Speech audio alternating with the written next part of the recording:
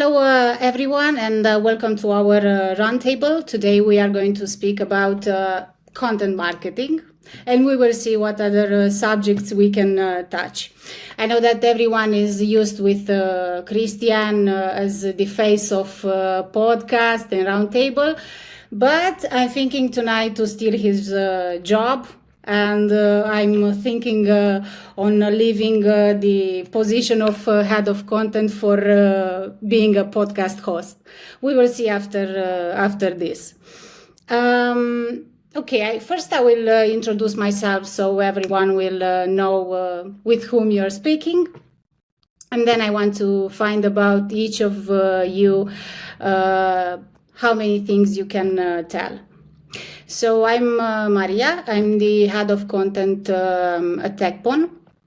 And in the same time, I'm also a pastry chef. So I think I can deliver quality content as rich chocolate ganache.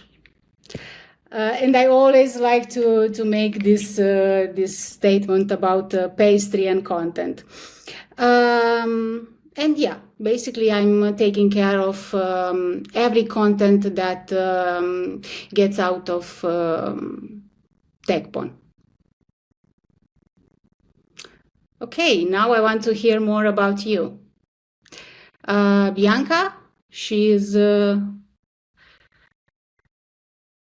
Hi, folks. So I'll quickly introduce myself. My name is Bianca. I'm part of the Chartmogul team. I'm the senior manager of content and community at Chartmogul.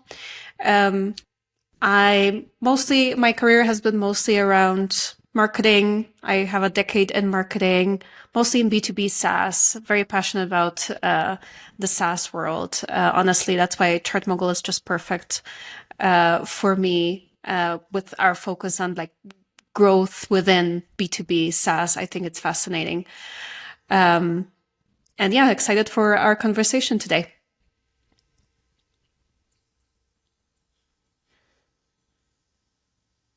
Great. Who is next in line? Romana, I think. Okay. So yeah, hi, my name is Romana. Honestly, I can't tell kind of my position right now because I just left my company literally like 2 weeks ago. So it's really funny. But I used to be head of content, like content marketing lead at Leadfeeder, also now known as Dealfront. So basically, I work in B2B marketing for more than 5 years. And for the last 3 years, I was working specifically like in B2B SaaS content marketing.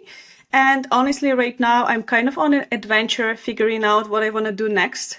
I'm honestly like trying to scale my own B2B SaaS marketing agency. Meanwhile, doing some consultations, recently joined like Platform Growth Mentor. Maybe you know about this. So I'm actually doing like a lot of mentorship, like consulting services for B2B SaaS startups. And yeah, happy to be here. And I'm definitely not worrying about us not having to talk about something. I'm more like worrying that we will need to cut it super fast because we will just like go crazy. And yeah, and it's really nice to meet you all because I've seen a lot of you on LinkedIn. So it's really nice to meet you actually in kind of almost in person and here. I think maybe I will just say someone's name, maybe Jeremy, because then we just kind of go silent and think about who's going next. Yeah. Yeah, thanks. I'll take the baton then. So yeah, I've been in startup content almost 5 years now and 3 years with Dream Data.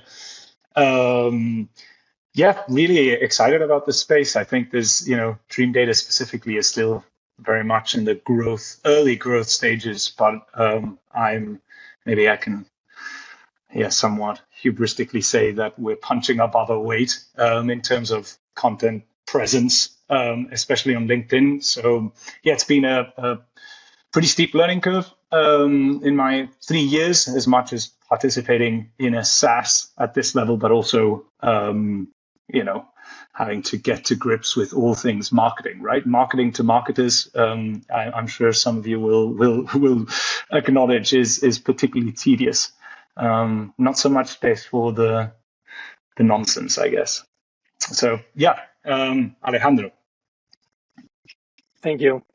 Hey everyone, I'm Alejandro or Alex, whatever one you want. I'm the head of content marketing at Clio, also B2B SaaS, as a spend management solution that was founded in Denmark 8 years ago. Joined the company 3 years ago. Have held different positions both in the content team but also in the marketing organization as a marketing manager. And since the beginning of this year, I'm leading the content marketing team with 3 content creators and a couple of SEO specialists.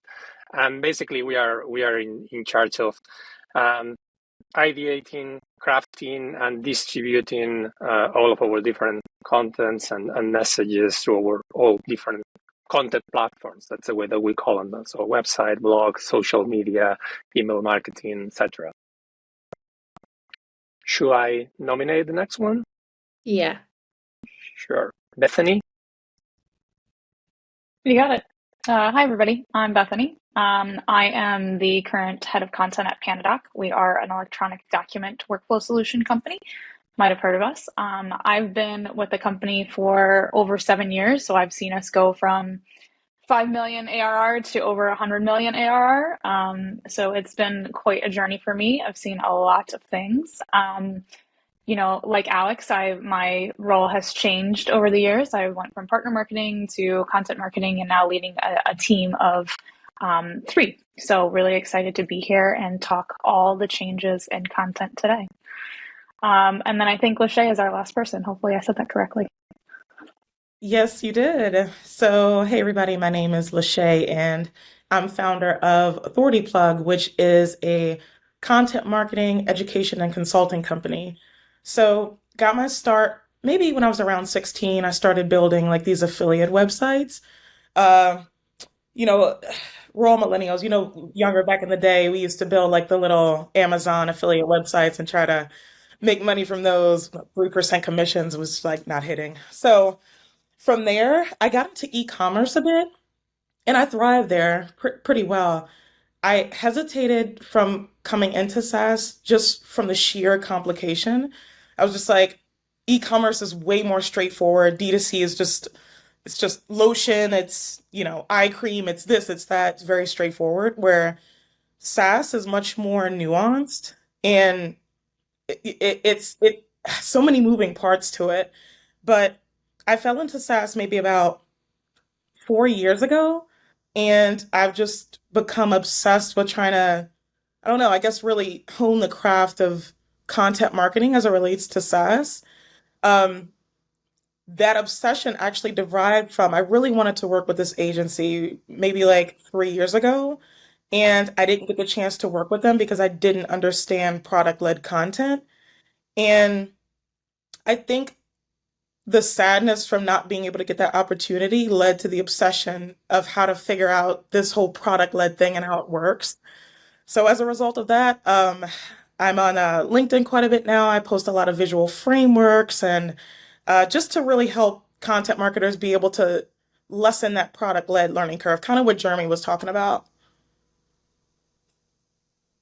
Okay, I kind of like this game of naming someone to respond. So I think I will keep it after every subject. I want to touch something because now I've seen that everyone is talking about AI and content, and how now you can create content with AI and you don't need any more content writers. And it was kind of scary at the beginning, even for me, because even I'm the head of the department, I'm still writing. So my question for you will be to content or not to content anymore for businesses. We still need the content writers and content for businesses. Jeremy. Yeah. I think straight off the bat, I'd say that we'd be a fool to deny that AI, or in particular, these language learning models are not good. I mean, they are useful. They have saved me a lot of time, and they save everyone in the team a lot of time. But they are imperfect for now, especially, I dare say, in the B2B SaaS space because of that, I think, story tell narrative that needs to string through not just the simple blog post, not just that one item of copy that you've got on your landing page. It needs to be persistent. It needs to be consistent throughout your team. This is something that we're really trying to push in Dream Data, kind of this revenue marketing mentality where it's everyone working in this in the commercial side of things should be operating as one, as opposed to kind of the siloed marketing, sales, product. We're all one, aiming, for the same objectives. And I think because of that, we certainly feel there are some limitations. So is it the death of the content writer? I would argue not yet, maybe. In the same way as it's probably not the end of the software engineer, right, who are also at the receiving end of kind of competition. So yeah, just to cut it short, harnessing it is the aim of the game, or should be the aim of the game now. But I think there's still a long way to go. So. Shall I pass the baton again? So, Romana, you're next to me. Okay. You see, that's really nice to say someone's name. Honestly, I am like 100% agree with Jeremy. And, whenever you open, let's say, like LinkedIn, I'm not even talking about blog content, you will definitely see the line, like, in today's digital landscape, and you are just like, yeah, okay, it's ChatGPT. Or like in the end of some kind of LinkedIn comment, you see like happy networking. That's also quite a like classy, like ending line. And honestly, I agree that maybe it's going to be kind of a challenge in the future, but definitely not now. And when kind of people are worrying about not having jobs, let's say in the future, I might say that actually there are more jobs because of AI at some point, because just look how many new startups are there, how many new tools. For example, even in content marketing space, all these like ClearScope, Surfer SEO, or any other like AI kind of SEO optimization tools, they are just like, they are like developing like crazy right now. They are growing like crazy. So I will definitely kind of not worrying about not having jobs. Of course, like super low profiles people that were writing content that is worse than ChatGPT, like definitely they will be replaced. But if you were creating quality content, like you don't need to worry. AI is definitely something that will just like help you to do some stuff faster, that can help you kind of to replace manual and these like routine work, but definitely not replace like basically the content writing itself. Alejandro or Alex, your turn. I completely agree with you both. Actually, this is an ongoing discussion at Clio at the moment. Of course, we are embracing this, but I think, and this is not only in the organization, I think that what we are lacking in general is normal, because we are in the early days of these technologies. People doesn't really know how to use this, which is normal because it's a learning curve. This is quite new. I think that at this point we cannot turn our backs on this and say, no, this is not going to happen. The way I see this, and I'm trying to work on this with my team, is it's an enhancement tool. This is not going to replace anyone. As Jeremy was saying, the technology is not there yet. We will see in the future, although I don't think that is going to be the case. But it's also true that a content team can have many tasks, and probably you can relate on this. There's a strategic task. There is narratives and themes that you need to feed and to build on. But there is also a lot of manual tasks, as you were mentioning, Romana. Also tasks for other teams like proofreading, quick edit. Hey, can you take a look to this, etc., etc. And as I always telling to the copywriters in the team, hey, if you were spending 30 minutes on this, which is not part of our roadmap, even if it is still important, hey, can you try accelerating things with this tool? Although it's probably going to need proofreading and editing after that, but maybe you are saving 15 minutes in here or 15 minutes in there, and that's enough for the moment. You're leveraging the technology enough. In general, I think that the adoption of this kind of platforms or models is also pushing for a new scenario when it comes to true creativity and quality. And this happens with every single change that we see in technology. Creativity is going to be more important than ever. And switching for my game is only SEO, volume of articles, and that's it. That is not going to be enough. I don't think it's enough at the moment, but with this kind of technology, we are going to see that we need to go one step further with original content and creativity. Bianca, what do you think? Yeah, I actually like the thing I wanted to say is exactly what you mentioned at the end around creativity. And I think it's just like what's happening right now in the industry is just going to force us to be better, right? We cannot be those lazy content marketers that are just using those good old SEO tricks and writing content to fit what Google wants us to write. And AI is going to make it easier for us in certain ways, right? Like we're gonna be able to speed certain things up, but no, we definitely need to kind of think outside the box and think of different ways of engaging our audience beyond blog posts, right? Like what are the other ways to create content now? It's like video is so important, and social is so important in my world. Like data-backed content, like that thought leadership around like what is the data telling us about how companies grow and how they develop. So like we need to always find new ways to deliver value to our customers, not just through the product, right? Like there's a whole bunch of people working on the product side, but also through content. So yeah, absolutely agree with you, Alejandro. Bethany?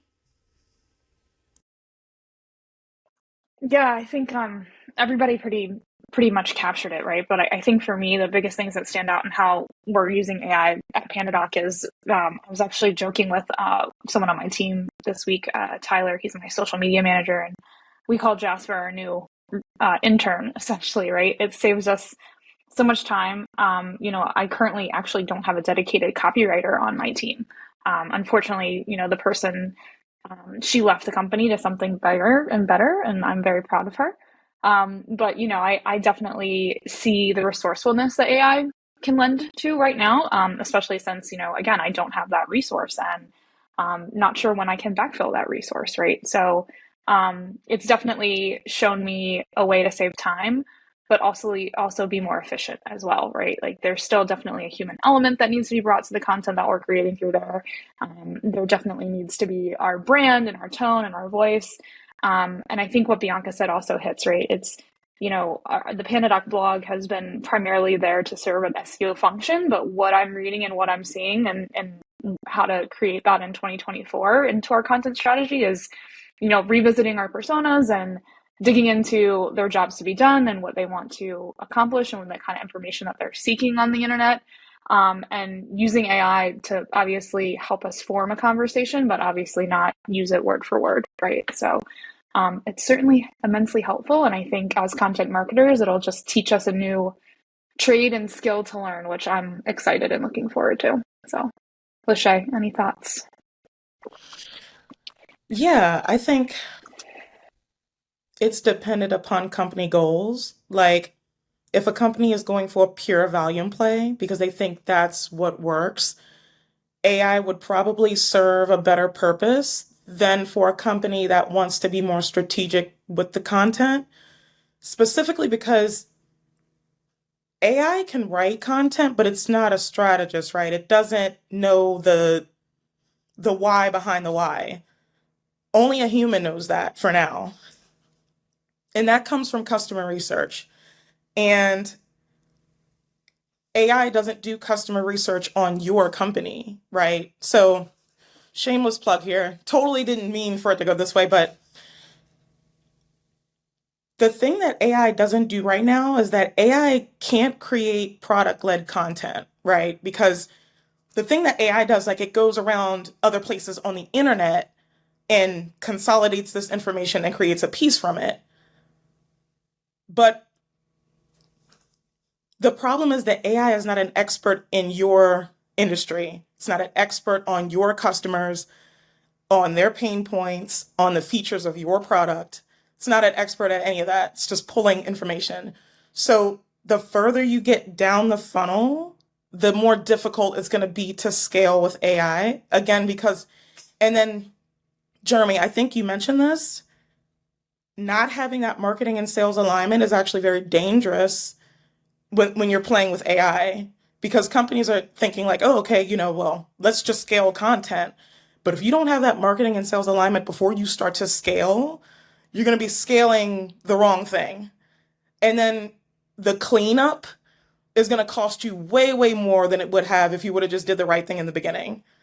So I would say it's dependent on company goals. Something I'm working on right now is trying to create an AI that can learn about the customers specifically, like your customers, and be able to create product-led content from that and be able to touch on your customers' pain points from that. Because that's the gap in the market right now. Probably going to shoot myself in the foot for probably saying this in public, but that's a gap in the market. AI can do everything but write about your product. So I think whether AI is important to organizations is totally dependent on their goals. It's just like, I think it can be very, very useful for more top of funnel. But as you start getting like toward middle of funnel, jobs to be done style keywords, especially if you want them to be like product led, that's when I would shy away from it and start like depending on like a B2B content marketing manager. So Bethany, I heard you talking about that kind of gap that's in your team. That's probably the person I would go for, like a B2B content marketing manager. That would, yeah, it sounds like that would probably fill that gap. Romana mentioned at some point about the status on LinkedIn where people are starting within today's landscape and so on. I think people like us became an AI detector offline. Because now when we are seeing a piece of content like that, we can say for sure that is written with an AI tool, which for me is like at some point, all the status on LinkedIn or any social media account will start to look the same. But talking about AI, for me, the only thing that I don't think that the AI will be ever capable of predict the human emotion, because this is what makes us different than an AI. Emotions, which are kind of unpredictable even for us. So talking about emotions, I'm a big fan of storytelling, and I'm wondering if there is any place for storytelling, even in the SaaS industry. Lachey, because you've been the last one until now, so you got to start first. When I consult with companies, I usually tell them, again, because I talk to a bunch of head of marketing professionals and things like that, and usually that gap in their team is that they either have someone they have SEO experience, but it's too technical, or they have somebody that's a great writer, but they're too on the creative side. Maybe they have like a journalistic background. The problem is product-led content sits right in between those two things. It sits in between SEO and storytelling. SEO is how the content gets found. Storytelling is how you know what I mean? It's like how you talk about your product. So I think the best type of content sits right in between those. Storytelling is huge. I think B2B brands don't think about it enough. I think they're starting to. I'm starting to see some B2B brands use influencers, and a lot of B2C methodologies are coming over to B2B. So I think storytelling is going to start to play an important role, especially with the new community thing, and then SaaS companies wanting to become media companies. Like it's all built around community. And I think as we move forward, brands are starting to see the power in community for sure. Because Bethany, even when you were talking about Tyler, like I'm following him on LinkedIn all the time. Like his content is amazing. It's just like things like that, like relatable. It's like B2B wasn't meant to be relatable. Like it's meant to sell a product and serve a specific function. But that doesn't mean you can't inject humanness into the process. It's like, think about the buyers that are in the market right now. A lot of Gen Zers, a lot of millennials, you know what I mean? Less and less of the baby boomers. So the way we relate and react to things just isn't, it's just not how it always was. It's changing. So I think the quicker B2B brands start to realize this and figure this out, like the more money they're going to make and the stronger communities they're going to build. Yeah, it's a weekly battle I fight with our executive leadership team, right? Lachey brings up a very good point. I mean, I have my Tylers and my Travises that kind of promote the PandaDoc brand on LinkedIn. We hit 100,000 followers last year. I think that's part into our podcast that we have. You know, we started that because we needed another content channel to tell stories, right? And we really wanted to focus on highlighting small business owners. Luckily, Travis interviews those folks down in St. Pete, Florida, and tell their story, right? As a small business owner in a post-COVID world, you know, what it's like to, you know, run a business, because that relates to PandaDoc in a way, in the sense of we are a document workflow solution, but we really focus on that last part of the sales cycle, right? That handshake, but that, you know, legal handshake, if you will.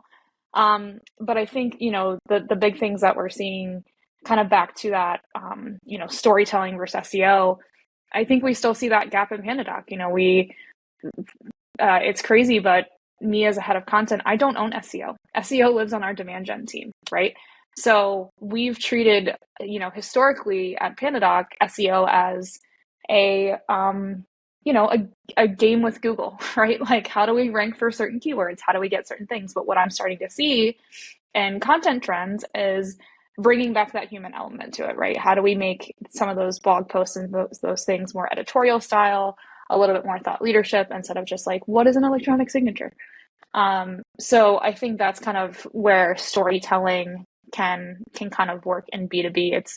It's figuring out those other content channels, and I think it's how to work, you know, cross-departmentally and a marketing team to kind of bring those things together. Alex, I'm going to pass it to you. Thank you. I'm going to start with the last thing you were mentioning about this. In many cases, artificial differentiation between the SEO teams and the content teams. Actually, in Pleo, one of the decisions that we made at the beginning of the year is we had a quite similar situation. The SEO team was not living with content or under content, and we moved the SEO unit together with content because we definitely saw the potential.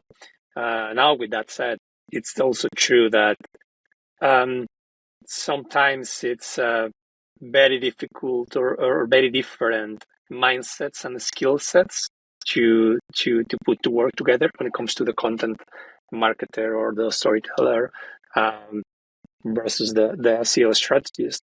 But I think that in general, there is always room for storytelling, and that should be the case. Actually, one of our biggest successes at the content marketing is actually our SEO content in Spain, for example, one of our main markets. We have a quite similar approach to the setup that we have to create content in the different markets that we operate. We have different partners, we have dedicated keyword research, etc. And although the process and the setup is quite similar, we saw different patterns when it comes to success.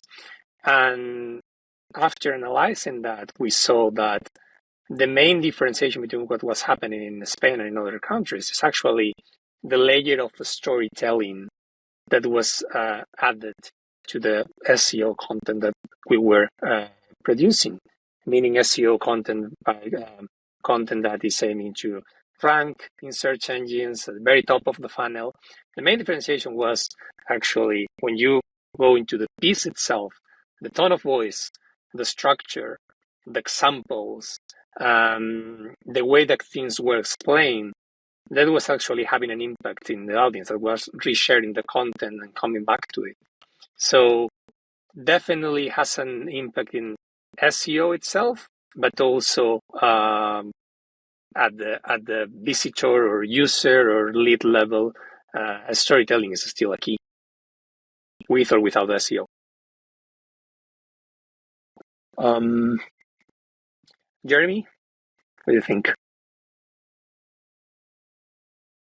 If I can unmute myself. So yeah, I guess my perspective is a bit more from a smaller organization, and SEO has been really unexplored or ignored hitherto, intentionally. I think we're competing in a pretty tough space. B2B marketing is, B2B marketers are our audience, and analytics in particular. I mean, we're competing against SEOs, right, and agencies in the same space. So we really, it's a question of choosing our battles on which keywords, we want to rank for, but thus far, it's taken very much from a content perspective, which is why I would say for us they're almost one and the same thing. So the objective is not to play Google necessarily, although we do as much as we can, but it's still very much from our point of view. It might even have a product element to it, from user experience. They can still function at the top of the funnel, right? Again, I'm talking from a more limited exposure in this space, but it doesn't always, I guess, I have to be careful here because I guess we're not playing for the volume game with those SEO cases. But where we have performed organically, and of course we're in the analytics space, so I can get into, shameless plug-in, whereas, we can track every touch point that takes place across the multi-stakeholder buying journey from the anonymous first touch, wherever that takes place, right through to the closed one and beyond, obviously. We can, I sometimes just spend a while, looking into concrete customer journeys and how, all these 3, 4, 5 stakeholders are slowly, working through different channels and eventually moving on through the pipeline and to purchase. And the good SEO performance, they have found us, say, first touch organically, but it's played into that storytell. It's not what is attribution or, one of these very, very mundane, anodyne keywords that HubSpot's going to be topping anyways. So that's my experience in kind of fusing these two. But I must say that it's enlightening to see, companies that are further up the maturity kind of ladder to see how you guys are handling that. So I am taking note. Romano? Yes, okay, that's quite hard to be almost like the last one. So I think I will not talk too much actually about like SEO aspect. I'm still a person that kind of, even I believe in storytelling, but I still believe it should be a bit kind of SEO optimized because we write kind of for people, but we still want to make Google happy, right? It's that's everyday routine. But, Maria, when you asked about like, does storytelling have a place in general, like in B2B content marketing and B2B SaaS space right now, the first thing what I've been thinking about was actually more like data storytelling. I think that's like a really powerful one, especially right now. We do different, surveys, even on LinkedIn, right? We ask people about their opinion. We want to talk percentages. We want to talk data. We want to kind of visualize data. Now everyone makes this kind of, even like on LinkedIn, kind of cheat sheets or some kind of graphs and visualizations. And I think that's exactly where kind of storytelling comes in. Because if you take some cool research, if you take a cool survey or whatever, and if you just present numbers, yeah, okay, like it's cool. But if you write a story based on that, if you tell how you did a survey, what people answer, like what people were involved into this survey, if you tell like, okay, these are the results, and if with this story you kind of take people to conclusion like, okay, this data means, for example, this, I predict that in 2025 will be, for example, this and that.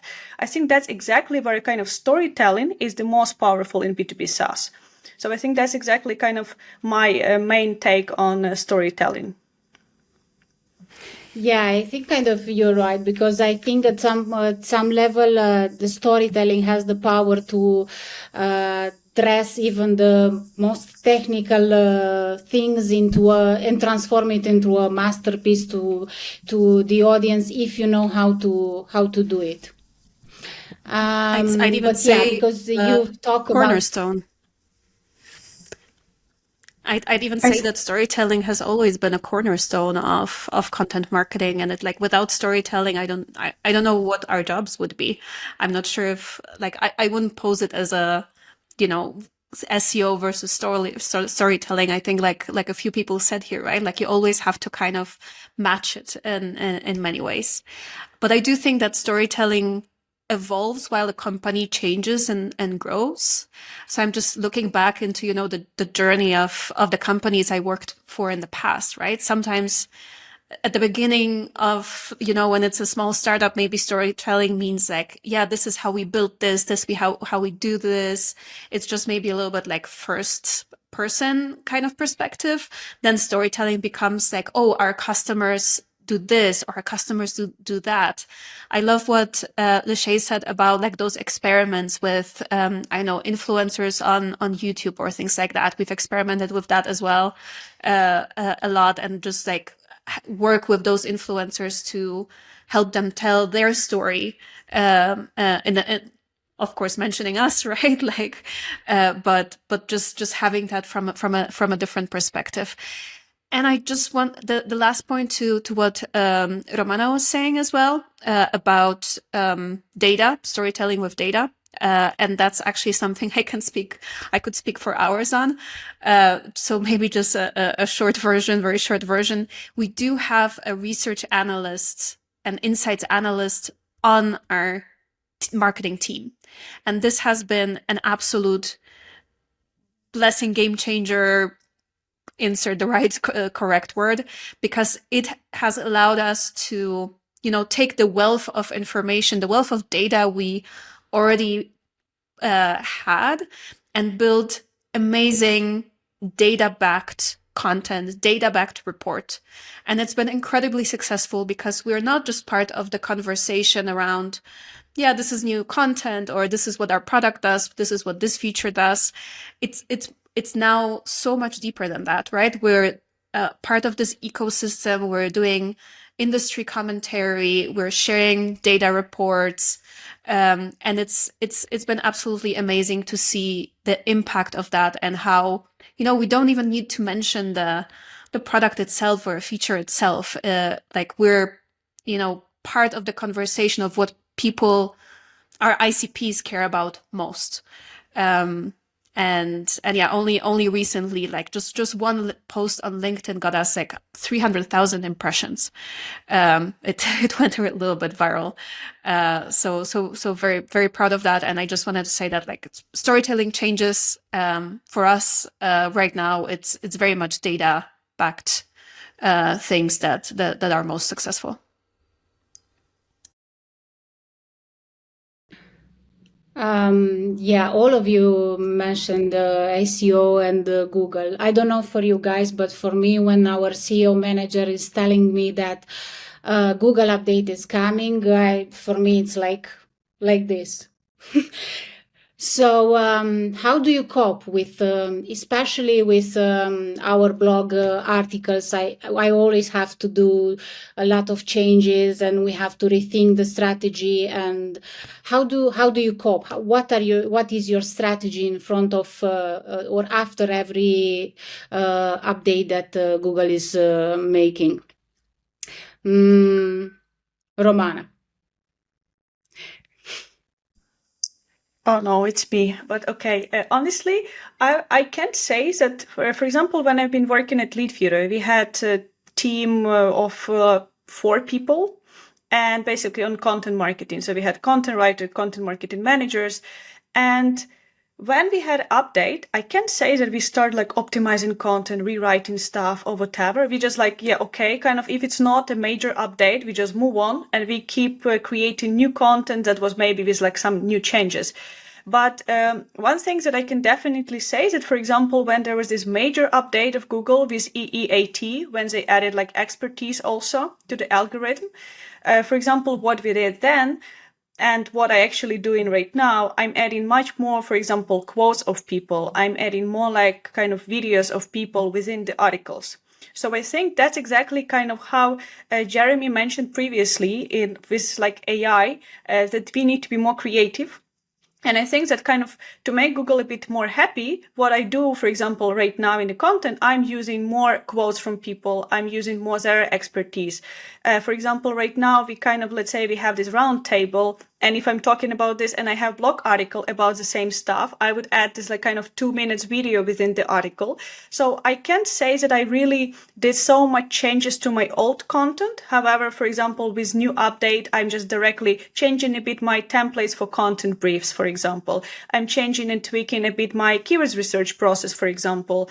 Or I am changing a bit because I have like a lot of templates, for example, for interview of people. And if I know that I make an interview for one of the articles, I know that I also want to really include some numbers. So I think it's really kind of, for example, this last update made me to really build kind of content more around people, even if it's product-led content. Of course, we're talking features, we're talking use cases, but I still try to build it around people, around basically the buyer, the persons that will buy it, like to talk pain, talk challenge, talk about product, how it solves this, but still try to use as many people and kind of build everything around people. So I think that's kind of, if you're talking about more like updates, that's my take on it. Bianca? Yeah, that's a good question. Very, very timely question around moving to Google Analytics 4 now. I think we can't sort of lose track. It's so easy to just get lost in like the details of the analytics, and we can't lose track of what is the overarching goal of the company, goal of the team, where we are actually heading, right? And if we're achieving those goals, of course, we need to measure them, those things properly. But I mean, there's like a lot of tools out there. Very curious what Jeremy will say to that, by the way, considering Dream Data is so embedded in that world. But you know, it's a lot of effort to get used to the new reality of a new tool and see how we can't sort of like try and fit into the tool. We need to first know what we're trying to achieve, and then the tool needs to fit what we're trying to do. I'd say that's sort of my thinking around that topic. Jeremy, wanna take that one? If I can unmute myself again, yeah. Okay, so we're touching a number of points on the Google updates. Again, it's still, I mean, with our tiny drop in the ocean in SEO terms, you know, it hasn't had a huge impact enough to worry us. But there is a question about kind of decaying content that, you know, we've been around now for about 3 years actively producing content. You know, what do you do with those, you know, that ancient stuff? And what happens if some of that, you know, so peeps are encountering that and they're like, oh my goodness, this causes a negative brand impression and then could you know, have the opposite effect. So I guess maybe we can touch upon content repurposing, refreshing, or whatever we want to call it. But I mean, Bianca tempts me with data and analytics that you know, is highly relevant, even in this context, because it's fundamental that even as marketers who have traditionally, you know, really still sat with the you know, volume, traffic, even maybe modest conversion metrics to kind of measure what's going up or down, whether a Google update has impacted, you know, the volume of traffic coming in from our best performing organic post. what should really matter, and I think, and this should be at the crux of everything, we do as marketers is, well, what impact does that have in turn on the bottom line? It isn't, you can get infinite amount of volume, and you're talking about dogs, but you're selling a SaaS product. I mean, of course, that's in extremis, but I think it's a good point, right? There needs to be a thread and a trackable thread of whether or not that content is having a fundamental impact. Now, just to bring it full circle with and we can talk about maybe metrics and stuff in a while, but repurposing plays into that, right? Then you can start monitoring. Okay, wait, this was the goose that laid the golden eggs. Now it's no longer doing that. Is it as a result of a Google update? Is it as a result of whatever it is? Okay, let me go back. What can I do to refresh that? To repurpose it? Do I need to distribute it again? Do I need to get the LinkedIn machinery moving to get that up? Is it no longer the data? We've been talking about using this. What was the term? Data-backed content. I think it was Bianca. Is that out of date? It's really boring when you're referencing 2014, 2010 Gartner studies. They're completely out of sync. And I think I'm not surprised, now tying to what Romana said, that Google has come back with this kind of, they're also playing the game of refining the algorithm for it to come closer to what the consumer, or rather the person consuming the content wants. They're not stupid. They don't want people to play the SEO game. They want people to find value on their search engine, right? So I'm not surprised that we're moving towards the very stuff, we've been talking about: storytelling, human point of view, quotes, data, etc. Okay, rambling. Who hasn't had a go? Lachey? Yeah, so Jeremy, I think you're right. I think personally, I've never been hit with an update, knock on wood. I don't want to but I think if you focus on writing really good content, a lot of the time you're going to be okay. And I know that's not like a super concrete answer, but this is just from my experience. I put a lot of resources into how in-depth I make the content, because I want to make sure it's serving the search intent, not just ranking for the keyword, to the point where when I create articles, so when I used to write, I would write the article first and then use the SEO tool after I've written the article. And I do that because I want to force myself to only focus on the customer, and then I'll optimize for SEO afterwards. And I think that's one of the key components to making customer-focused content. And just as Jeremy said, we're playing a game.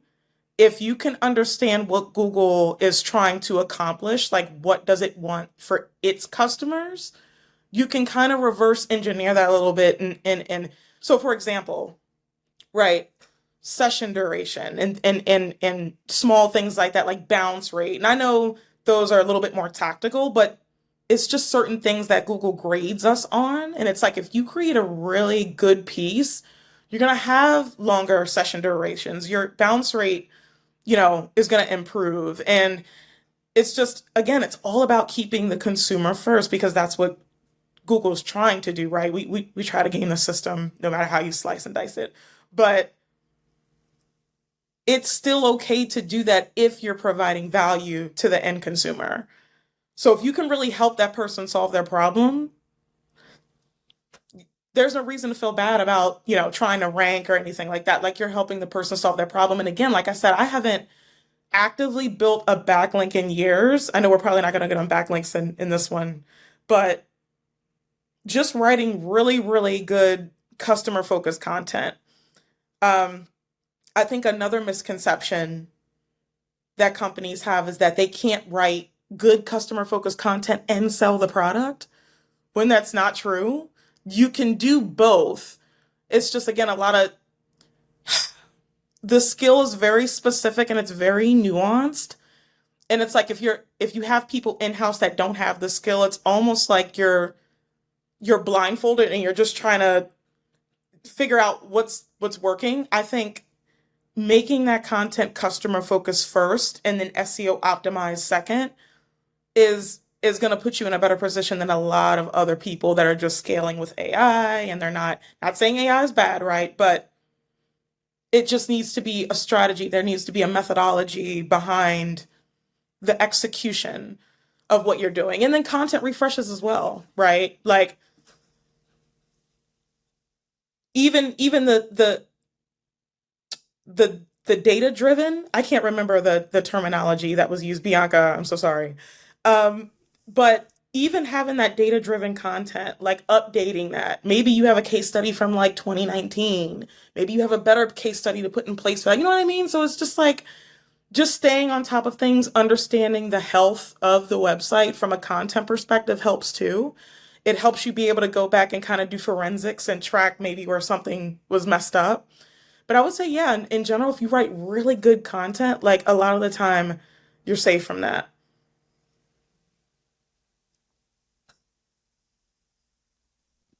Has everyone answered? Yeah, I think so. Lashay, you touched something very, very important, which is the fact that many companies are preferring to have more SEO content because they think that in this way they will rank better and they will sell more, and they forget about the quality and about the value that they add to their customer. Which brings me to in your life of content marketer, what was the biggest mistake that you've seen a company made regarding content marketing? Alex? I've seen many, unfortunately. I think that probably the biggest mistake that I have seen in different companies, also when doing consulting and other companies I have worked in houses, it's actually related to what we were discussing in the previous question, is not knowing what are you trying to achieve with your content and what's the real purpose of it. So, of course, just something very common is create content without a clear plan or strategy, just because you need to do something. You need to justify your role in the company. You need to prove that you created a couple of blog posts or a few things in social media. And then also something that I have seen is writing, and this is a classic, just for Google, exclusively for Google, because this is a story that never ends well, in the sense of even when you think that is going well, because you see these graphics that all leadership likes to see with visits and wherever trending higher and everything, then probably what you're not paying attention to is the actual purpose of that content. What are you trying to do? What is the micro goal of that particular piece of content? Are you trying to redirect people to a particular next step? Are you trying to impact a business goal? But usually many content teams are not even focused on that. It's just purely ranking and traffic. And it was very funny what you were mentioning, Jeremy, about the B2B SaaS content strategy and writing content about docs, because I have seen that many times. I have seen companies just creating content about different personas that are not relevant for them, different jobs to be done that are not relevant for them, products that are not relevant for them, just because they are going to have that first position, second position, that in the long term or even in the medium term is not bringing any real benefit or revenue to the company. I think that's the biggest mistake.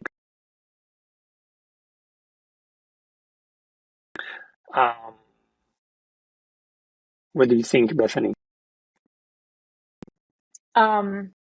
Yeah, mine is kind of in a similar vein, right? I think the biggest mistake is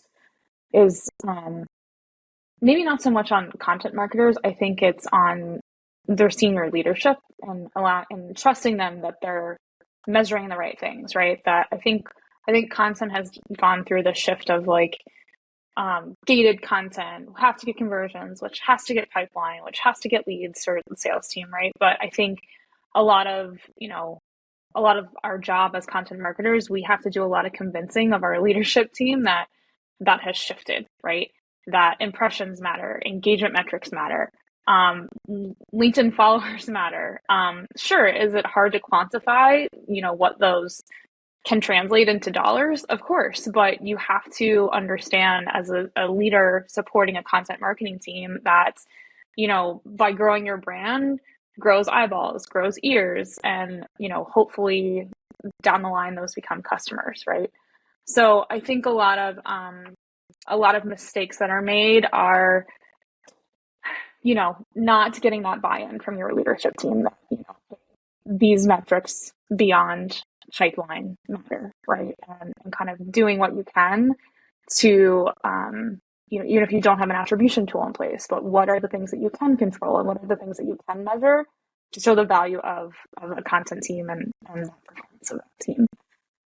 I see Jeremy smiling, so I'm hoping he agrees with me. I want him to continue. Yeah, I mean, well, obviously you're going to touch a nerve when you mention attribution, and it's limited use. Now, look, well, actually, I agree to some extent. Just going to the metrics 1 second, right? Before the committal of mortal sin as content marketers, but measuring the right thing. But I would obviously say there has to be a better balance. And convincing senior management of this shift is, you'll be surprised, one of the hardest things we encounter in Dream Data. So the marketing team has bought this, relatively inexpensive, depending where you sit, product to, crunch all the data to give you some hardcore revenue. And then yet sometimes they want, well, no, give me volume, right? What have you guys done? Sales are they're the ones that close the deals. Right? Why are you talking to me about dollars? So there needs to be this kind of cultural shift, but it also works the other way. So I think there needs to be a balance between what we sometimes call leading and lagging metrics. And this is the kind of our hook, right? The B2B average, the average B2B customer journey takes about 192 days from anonymous first touch to close, right? That's the average that we took from a study we did in-house of about 450 companies, which is quite a long amount, it's just quite long. So you can't expect marketing to be proving dollars when they just introduce an experiment, in two weeks, a month, even 2 months later, and tell them, okay, show me the deals, show me the pipeline. Well, excuse me, sir, on whatever, I can't do that. So we need to balance these leading metrics, convince them that impressions and brand, which is very much a slow burn, especially when you're a startup or scale up, right? You need to not ignore those brand dollars completely, which also startup leadership are mindful of doing. It's like, no, don't waste time. I don't care about brand. Just bring in that money, right? So we need to balance these leading indicators, impressions, all the stuff that Bethany mentioned, with the lagging ones, and make sure, of course, that we are tracking those. And if you're not, I do welcome you to the Dream Data website, and maybe you might find some solace there. Yes, I just forget the point that we started in. I get lost in the.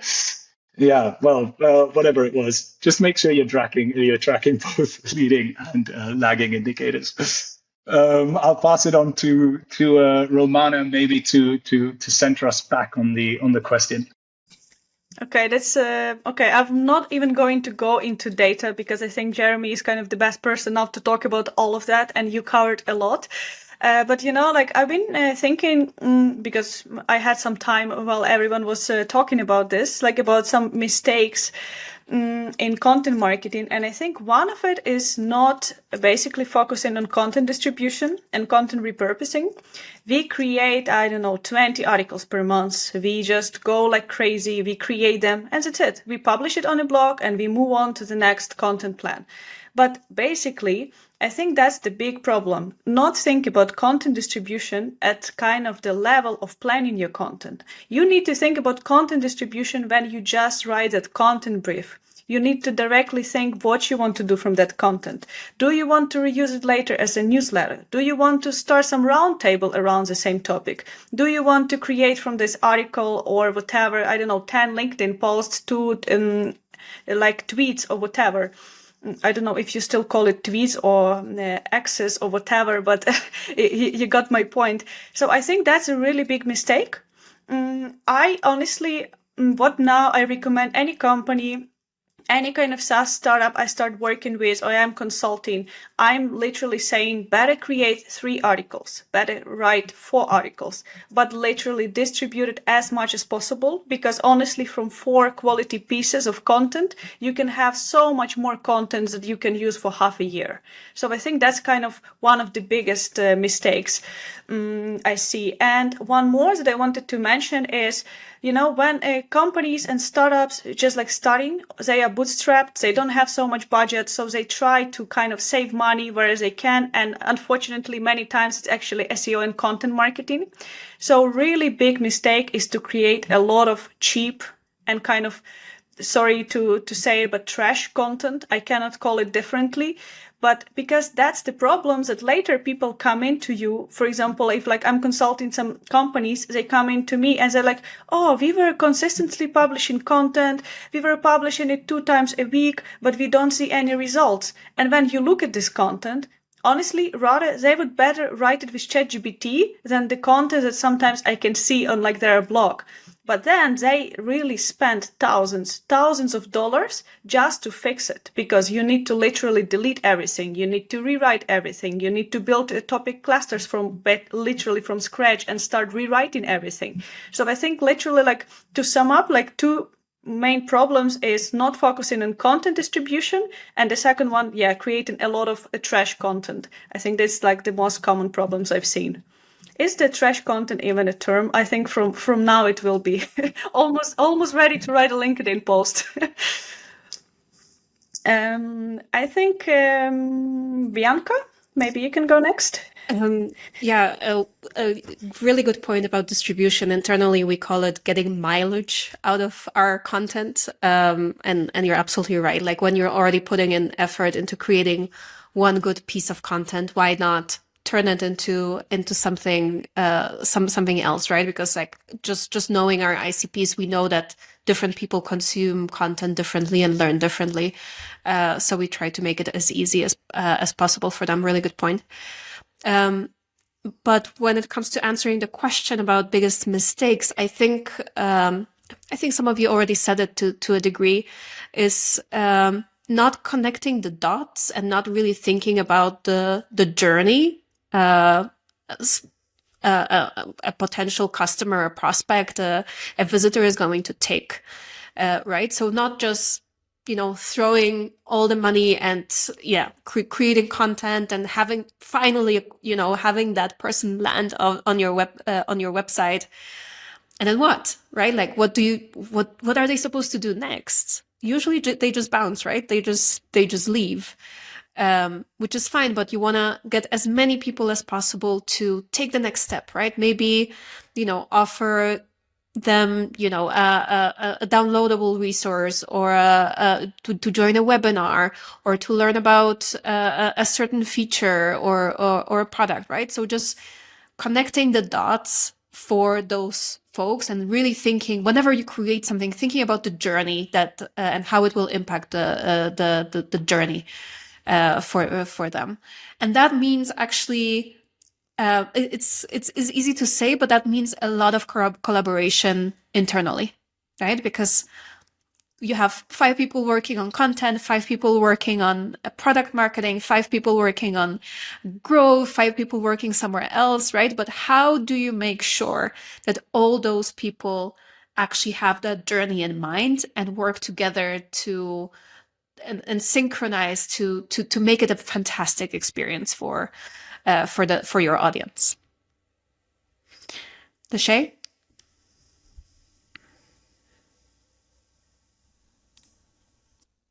I think it's just really dependent on company goals. Bethany made a really good point when she said one of the biggest mistakes was really that executive buy-in. Because as content marketers, if we don't have executive buy-in, we're very limited to what we can do. Like the executive leadership, they approve the budgets, they call the shots. Like we can only work within our box. So companies need to know what they want. If you want to drive brand awareness, if you want to download ebooks, if you want to get email subscribers, focus top of funnel, more demand Jenny. If you want pipeline, focus more toward middle and bottom of funnel. And then, of course, Jeremy's the man here. I can't get into tracking like that, but I like to use Looker Studio. Again, I'm not like developer savvy, but there's a way in Looker Studio where you can set it up to choose the specific pages on your website and see which conversions are being driven from those specific pages. That's what I usually like to do. Again, I don't have like a developer background to figure out how to kind of like put things together and things like that. But just a company knowing their goals, because once a company knows their goals, you know how you can move at that point. I talk about bottom of funnel a lot. That's kind of my jam, but in actuality, you should have a holistic content marketing strategy. It should cover every part of the funnel. It should touch every part of the buying journey. The company goal is going to determine where you start. Again, if they're like demand gen, we want brand awareness, we want community, we're just, okay, then you go top of funnel. But if they're very revenue focused, that's when you start targeting your attention toward middle funnel, which are like those jobs to be done style keywords, and then bottom of funnel. So again, I think it just really depends on alignment and just the company understanding their goals. Marketing, sales, product, and CS should all be aligned on what the product is and who it helps. And if you don't have that alignment, it gets dangerous, especially with AI, because you're, again, going back to that first point, you're scaling the wrong message. So companies need to get alignment dialed in first and then thinking about scaling after that. Something stayed in my mind that Bethany said, which is the fact that sometimes the mistake is coming from the leadership. It's coming from somewhere way above from us, and it's out of our power. So at the beginning of the roundtable, I didn't know how to end it. But now I know. I'm thinking what you can say to that leader or that people that are not letting us to do the job. What they should hear from us, because people know all of this. I know, you know, all of you know, but how we can change how we can change the mentality. Jeremy? Oh, Bethany, sorry. Yeah. I think how I've overcome this currently at PandaDoc is a couple of different ways. I have tried to, reluctantly for me, you know, my leadership has been curious and interested to get involved with a lot of channels and content marketing activities that go beyond, you know, just a pipeline or a lead measurement. For example, we've spun up an entire employee advocacy program here at PandaDoc. So it's a little more simple for us because we're a B2B SaaS company. We sell to SaaS sales teams, we sell to SaaS marketing teams, we sell to SaaS HR teams. So I took kind of an interest in cherry picking, if you will, my personas within those departments internally at PandaDoc and got them, you know, on board with posting content on LinkedIn. Now, some of them still have a long way to go, but that's okay. At least there has been an interest peaked because they have seen Travis post stuff. They have seen some other sales reps post some things on LinkedIn and the traction that they've received. So by getting them involved in something like that and kind of showing them the value of posting that content, has kind of gotten them to understand that, oh, okay, now I see the number of impressions and I see the number of engagement on my own personal content and know that that's elevating the PandaDoc brand. So for me, it's not just briefs with data and budget and tying that to revenue. It's trying to get them involved in some activities and thinking of some creative ways. Maybe you could get them to guest write blog posts, right? And when I say that, I mean, of course, you have your content writers write the content, but ghostwrite it for them, right? And kind of give them, hey, we'll give you content to repurpose and share on LinkedIn, right? We just want you involved and showing you how some of these metrics can make an impact there. So that's how I've done it, and that's my advice to other content writers.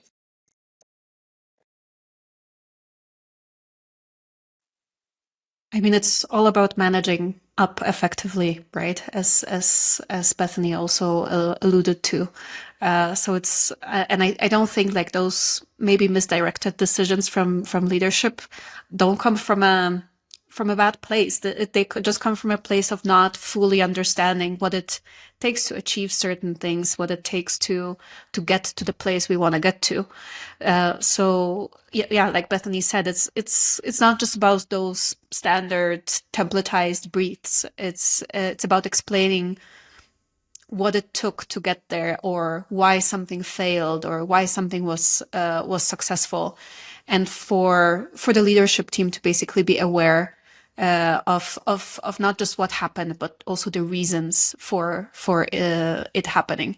And I think it's not a quick solution, right? There's no quick solution in this case, but I think we're all in the situation of like really focusing on making sure that our teams are, successfully operating, doing the right thing, being aligned to the company strategy, et cetera. But I think that element of managing up effectively is super, super important. Alejandro?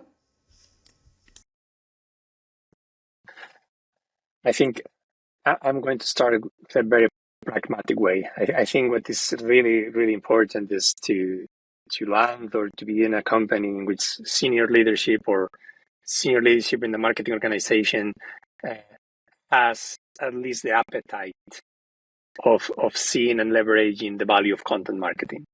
If that is not the case, you can fight against it and you can do all the preaching and everything, but it's going to be very, very complicated. And that can happen. That's the reality.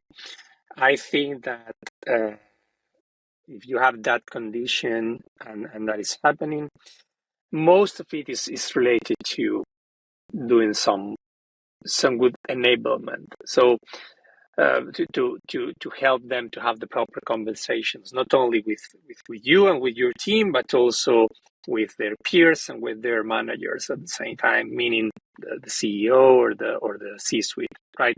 I think that sometimes we also forget that maybe they don't have the same level of knowledge that we have. They don't have the same time to focus on this that we have. So sometimes it's just making things understandable, enabling them, showing the value. Sometimes, many times, coming back to the basics in order to do some basic education. And for me, at least in my experience, that is what is working. Trying to find together what is the value and how to communicate it internally.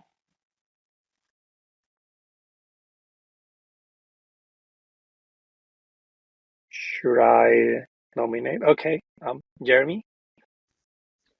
Yeah, not to just make this sound like an echo chamber, but yeah, I agree. I think there's also a question of managing and setting expectations, and that involves, making sure that there's the good kind of symbiosis across teams and upwards, downwards, that people understand the points that you've already mentioned. Of course, data does go a way in that if you can prove some value. I mean, and it's not to again with the constant bashing with this point, but when you can put very clear success metrics next to at least some of your efforts, then it immediately creates kind of a positive feedback loop. Or similarly, your failures. If you can identify exactly where you failed and why, you can then justify, you can adapt, you can change, and you can use the data to back you up. Fortunately, in terms of leadership, in our case, almost by definition, they can relate to the struggles of B2B marketing. So we're fortunate, Lars, as CEO and even all as CTO are acutely aware and wanting to solve this very issue. And I just want to double up on the employee advocacy question. This has worked incredibly well as a channel for us too. In fact, some of our best success cases have come through personal posts. So yeah, this creates not only internal leverage, but it's also something that you can certainly use. We've even branded it social selling externally. So yeah. That's it from me. Get buy-in, manage your expectations, prove what you can. But yeah, if your leadership can relate, then you're in a good spot. Although they'll always need some convincing. Lachey? Yeah, I'll keep it short. I think, Jeremy, I think you're absolutely right. I think setting expectations is very important. I also think having specific data to back up your points is also important. The reason I say that is not just so you can go to executive leadership and say, "Oh, look, this thing I did worked." So, because sometimes you can actually use it in the opposite way. So what I mean is, if executive leadership is just dead set on pipeline and they want to see pipeline and very revenue focused, but they're also hackling you about why are you not targeting these keywords that get 5,000 or 10,000 or 20,000 searches? Right around the keywords that get 5 or 10 or 20,000 searches, and then 6 months down the line, when they go to look at the analytics, they see that chart going up this way with traffic, but it's not moving for leads. Then you can bring them the data and say, "I told you," right? Like, it's not just always about proving your point. I mean, it is about proving your point, but you can do that in more than one way. And I look at trying to get executive buy-in almost like how I look at B2B marketing. Everything is selling. I'm trying to sell you my strategy, like my thought on how we should do this. I release visual frameworks every week on LinkedIn, and they serve for this use case to be able to take these frameworks to executive leadership and say, "Look, this is what I'm trying to do." I think Alejandro was spot on when he was like, it's about communicating the value to the decision maker. Even as an individual consultant, this is what I do all day long. Like, I have to communicate the value I'm bringing to an organization to the decision maker, right? So it's the same way when you're in-house. If you have something that you really want to do, you've got to effectively communicate that value. And then you have to set the expectation of how long it might take. Don't expect this. And, SEO is a long-term play. It's a loss leader. Like, I think letting them know that in the beginning is very important. So yeah, I would say alignment, and can't stop thinking about what Bethany said before, like about that executive buy-in, but that's how you get it. Just making sure you effectively communicate what you're trying to do. Because like executive leadership doesn't have the time to be in the weeds how we are, right? They're looking at things and they're making quick decisions. Like, that's their job. So the quicker and easier you can communicate what you're trying to do and tie it back to some sort of KPI, whether it is just traffic or whatever it is, I think that's how you're going to be able to get your point across much, much quicker.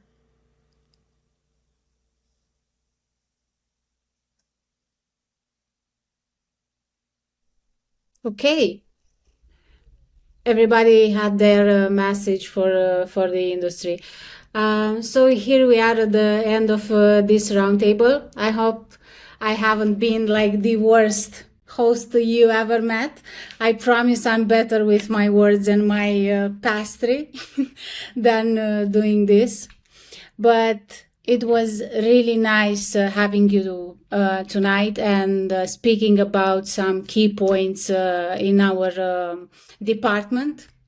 And yeah, I wish you good night or good day, depending on where you are. And keep on writing. Thank you, Maria.